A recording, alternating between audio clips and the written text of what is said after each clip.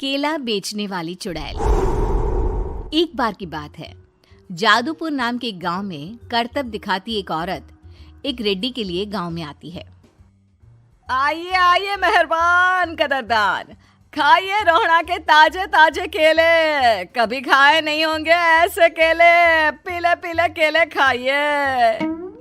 ये कहकर रोहड़ा हाथों में 4 केले लिए उन्हें सर्कल में जोर जोर से हवा में उछालती हुई करतब दिखाती है, जिसे देखकर आसपास के सारे बच्चे अपने अपने मम्मी पापा से उस औरत के पास जाने की जिद करने लग जाते हैं।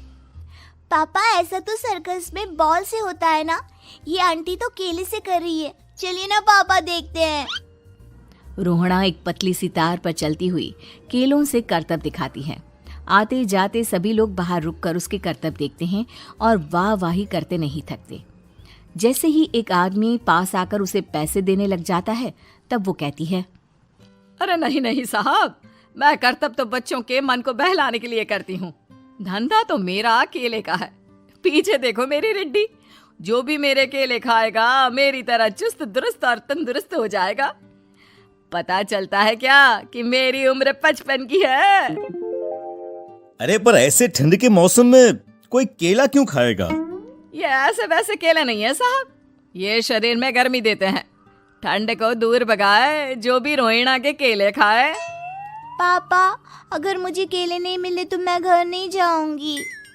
तभी उसके पापा कहते हैं कि बेटा, केले ठंड में कभी गर्मी नहीं देते। ये सब कहने की बातें हैं, सामान बेचने का तरीका है इनका।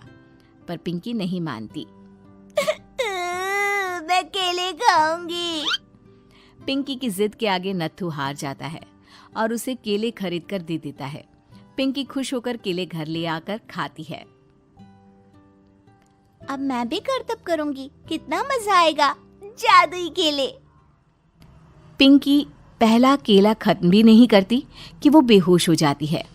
दूसरे केले से एक काला धुआं आता है और रोहड़ा चुड़ैल बनकर बाहर निकल आती है। मेरे भूतिया केले बच्चे न खाए, ऐसा हो ही नहीं सकता।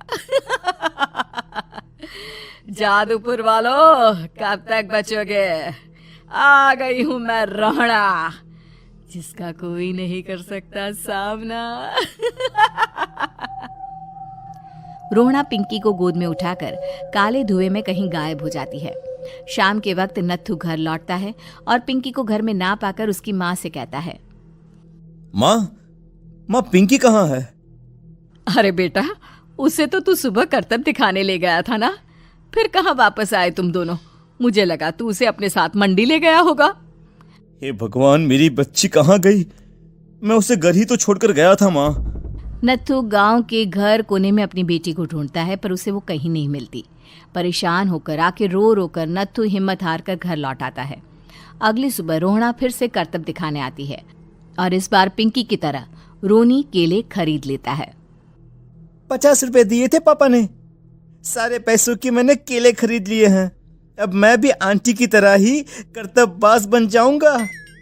यही सोचते हुए रोनी केले खाता है और पहला अकेला केला आधा खत्म भी नहीं करता कि चुड़ैल उसके सामने आ जाती है। मेरे साथ चलने का समय आ गया है रोनी। ये तो बस शुरुआत है। अब इस गांव के सारे बच्चे धीरे धीरे मेरे कब्जे में होंगे, एक बच्चा भी नहीं बचेगा। ये कहकर रोनी को गोद में लेकर काले धुएं में अदृश्य हो जाती है। इसके बाद हर रोज गांव में से कोई ना कोई बच्चा गायब होता, पर ऐसा क्यों हो रहा है किसी को भी समझ में नहीं आ पा रहा था। रोज की तरह अपनी बेटी पिंकी की तलाश में नत्थू गांव के एक तालाब के पास बैठा रो रहा था। कहाँ गई मेरी पिंकी? शकुंतला के जाने के बाद एक वही तो मेरा सहारा थी। अरे उसकी आत्मा कोस रही होगी मुझे कि मैं अपनी बच्ची को संभाल भी नहीं पाया। नत्थू ये कहता हुआ रो ही रहा था कि तभी तालाब में से उसे शकुंतला की आवाज सुनाई देती है। कहाँ थी तुम शकुंतला? हमारी बच्ची और सारे गायब हुए बच्चे रोहड़ा के कब्जे में हैं। वो बच्चों को जो केले देती है उससे बच्चे बेहोश हो जाते हैं और उसके कब्जे में आ जाते हैं और वो उन्हें ले जाकर काली दुनिया में ले जाती है। पर वो ऐसा क्यों कर रही है? ये मैं नहीं जानती, पर उस दुनिया का रास्ता मैं आपको बता सकती हूँ। जहां ये नदी खत्म होती है वहां एक केले का पेड़ है, उसके नीचे एक दरवाजा है, वहीं से रास्ता जाता है उस दुनिया का। ये कहकर शकुंतला की आत्मा गायब हो जाती है।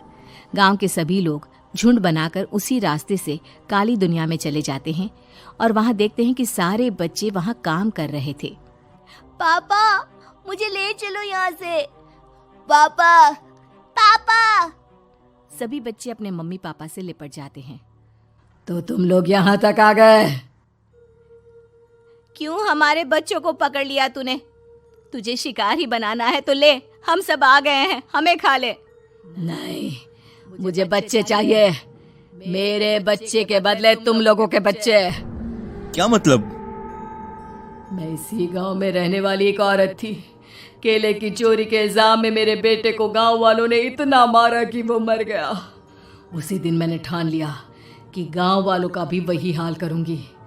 कुछ दिन बाद बेटे के चले जाने के दुख में मैं भी मर गई और मेरी भटकती आत्मा एक चुड़ैल बन गई। और फिर मैंने बदला लिया तुम सबके बच्चे छीनकर।